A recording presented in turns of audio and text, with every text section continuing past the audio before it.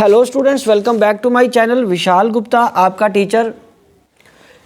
बच्चों, इस वीडियो में मैं आपको बीकॉम का जो हमारा सब्जेक्ट है ऑडिटिंग एंड सेक्रेटरी प्रैक्टिस, उसका यूनिट 2 सेक्रेटरियल प्रैक्टिस कराने जा रहा हूं, जिसमें हम 5th चैप्टर करेंगे extraordinary general meeting including the role of CS। तो एक्स्ट्रा ऑर्डिनरी जर्नल मीटिंग, जिसको कि हम शॉर्ट फॉर्म में EGM भी बोलते हैं, उसके लिए क्या रूल्स हैं उसके बारे में बात करेंगे।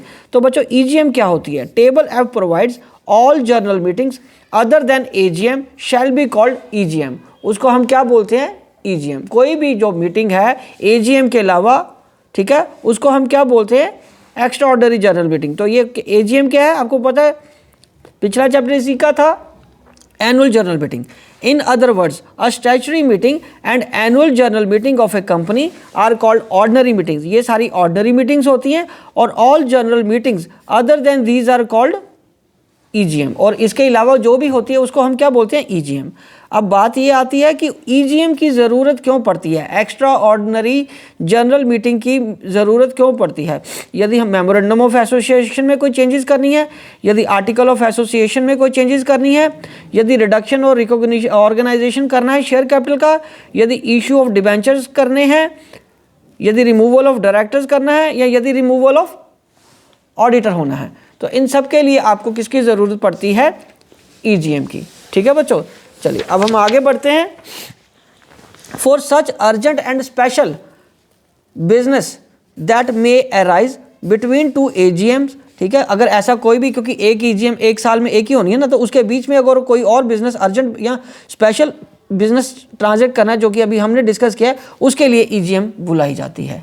ठीक है बच्चों, more over such matters concerning the administration of companies affair can be transacted only by resolution of members in the general meeting. ठीक है बच्चों, तो चलो अब हम आगे बढ़ते हैं। Business to be transacted, all business transacted at such meeting is called special business. तो उसको क्या बोलते हैं? Special business. So who can convene, एक तो बोर्ड ऑफ डायरेक्टर कर सकता है, और कब कर सकते हैं? By its own on the recognition of the shareholders. और B कब कर सकते हैं? By requisitionist themselves. और C by the national company law tribunal NCLT। ठीक है बच्चों, तो AGM क्या है? EGM extraordinary general meeting convened by board of director on its own. जब वो खुद बुलाते हैं मीटिंग को, तो उसका क्या रूल है? व्हेन बोर्ड थिंक्स फिट, जब बोर्ड को लगता है कि ये ज़रूरी है मीटिंग बुलाना, सही रीजन है उनके पास। However company secretary has no authority to convene the EGM। Company secretary के पास कोई अथॉरिटी नहीं होती EGM को बुलाने की। And if he call such meeting, अगर वो उसकी कोई मीटिंग बुलाता है, it will not be effectual, ये इफेक्चुअल नहीं होगी until board ratifies it before the meeting. यदि बोर्ड उसको मान्यता नहीं देता, ठीक नहीं मानता, पर वो सब कुछ बोर्ड को कब करना होता है? मीटिंग से पहले। ठीक है, अदरवाइज कंपनी सेक्रेटरी द्वारा मीटिंग बुलाई गई जेन्युइन मीटिंग नहीं होती कंपनी की। ठीक है बच्चों, चलो अब हम आगे बढ़ते हैं। Notice of EGM at least 21 days before the meeting. ठीक है, अ शॉर्टर नोटिस में however be held valid if consent is accorded thereto by members of the company holding 95% और more of the voting rights. A shorter notice may however be held valid if the consent is accorded thereto by members of the company holding 95% or more of the voting right। अगर तो share capital है, तो जिनके पास 10%, समझ गए ना, तो notice कैसे जाएगा? The held valid if consent accorded by the members of the company holding 95% और more of the voting right, जिनके पास है उनको नोटिस दिया जाएगा। ठीक है, और by the board by the directors on the requisition of the shareholders। तो the directors are bound to call EGM of the company if the following conditions are satisfied। जब following conditions satisfy हो जाती है, वो क्या है? The requisite number of members who shall sign the requisition in case of a company having a share capital holder of at least 10% of the share paid up share capital. ठीक है, मतलब जितनी भी पेड अप कैपिटल है उनके पास, उसका 10% लोग यदि चाहें तो वो मीटिंग बुला सकते हैं। या यदि जिसके पास शेयर कैपिटल नहीं है, उनमें कम से कम वो लोग जिनके पास 10% वोटिंग राइट्स हैं, वोटिंग पावर्स हैं, वो मीटिंग को कन्वीन कर सकते हैं, वो रिक्वेजिशनिस्ट बन सकते हैं। The requisition shall state the matters for the consideration of which meeting is to be called. उनको मैटर देना पड़ेगा किस के लिए वो मीटिंग बुला रहे हैं। The requisition shall be deposited at the registrar of the registered office of the company, company के रजिस्टर्ड ऑफिस में ही वो रिक्विजिशन देनी पड़ती है। ठीक है बच्चों, चलो अब हम आगे बढ़ते हैं फोर्थ में। फोर्थ पॉइंट क्या कह रहा है, EGM called so board shall have serve 21 days notice to call the meeting. Board को 21 दिन का क्लियर कट नोटिस देना पड़ता है। The meeting shall be held within 45 days from the date of deposit of the requisition. Okay बच्चों, अब है time and venue of meeting. Time of venue of meeting का मतलब है the general meeting other than AGM should convened at the registered office or in the same city and town where a registered office is situated. As the AGM should be on day that is not a national holiday, but EGM किसी भी दिन conduct की जा सकती है. The notice must specify the exact time of holding the meeting. हाँ, like an AGM, it can be held during the business hours only, that is between 9 to 6. There is no need to follow such time in case of EGM. EGM में कोई ऐसा ज़रूरी rule को follow करना ज़रूरी नहीं है।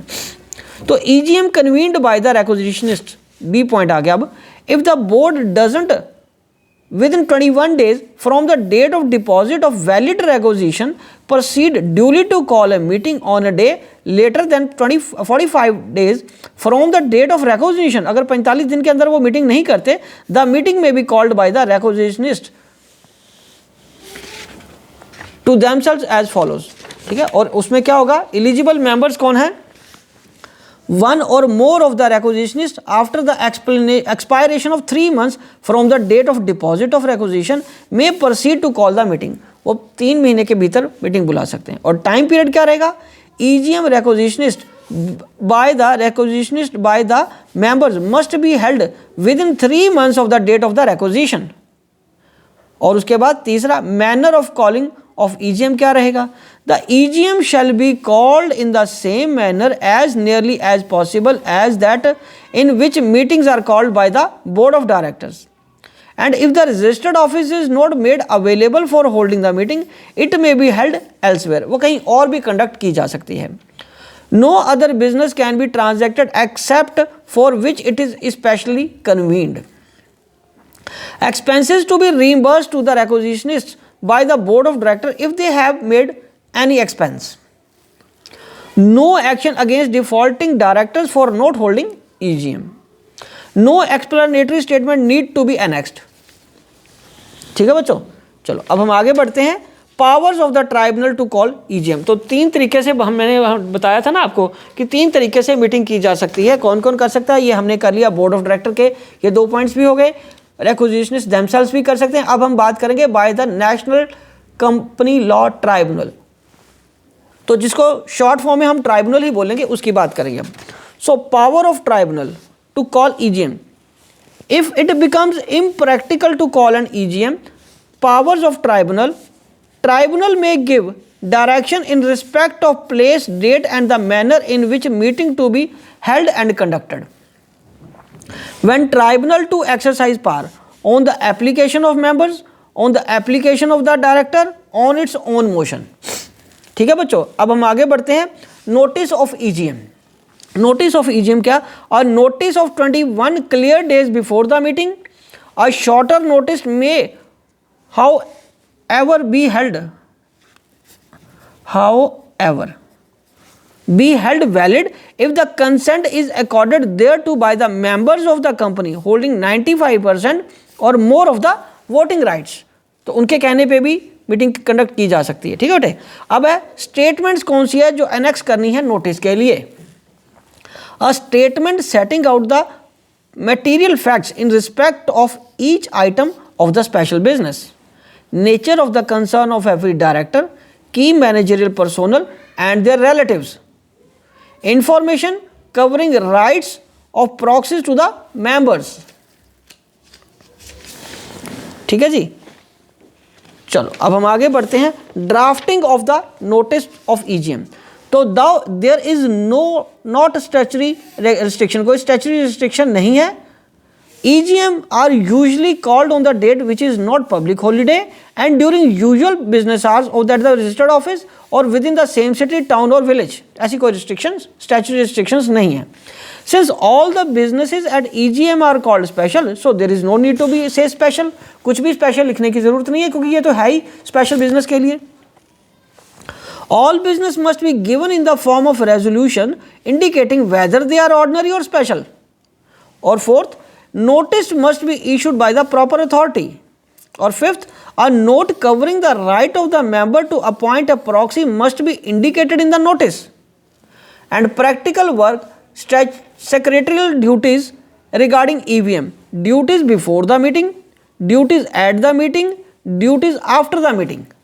ठीक है बच्चों, तो अब हम एक एक करके उसकी बात करते हैं. सबसे पहले बिफोर द मीटिंग क्या है, मतलब क्या काम करने वाले होते हैं कंपनी सेक्रेटरी के पॉइंट ऑफ व्यू से. Duty to convene a board meeting, duty to advise the board in case of agency, duty to verify the validity of requisition, duty to call the meeting within 45 days from the date of requisition, duty to print the notice, duty to file the notice to stock exchange, duty to make the sitting arrangements.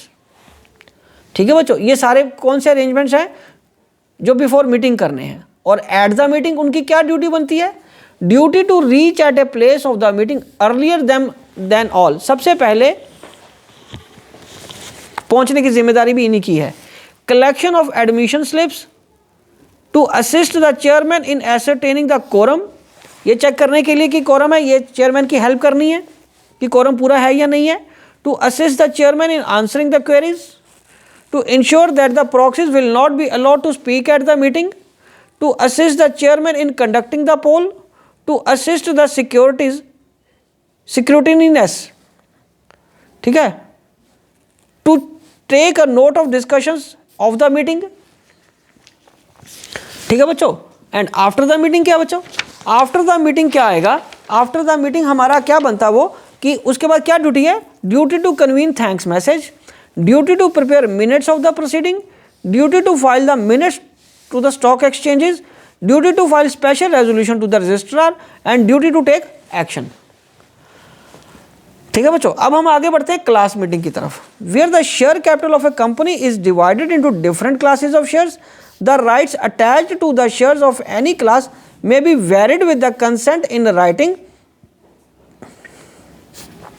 the holder of not less than 3/4 of the issued shares of that class or with the sanctions of the special resolution passed at a separate meeting of the holders of the issued share of that class.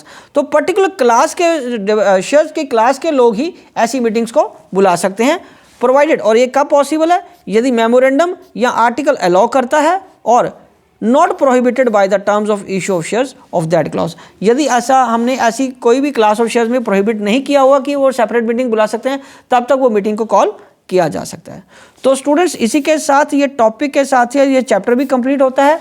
I hope कि आपको अच्छे से समझ आ गया होगा. आप इसी तरह मेरे चैनल को सब्सक्राइब करके वीडियोस देखते रहिए और अपना कोर्स कंप्लीट करते रहना. Wishing you good luck and happy learning.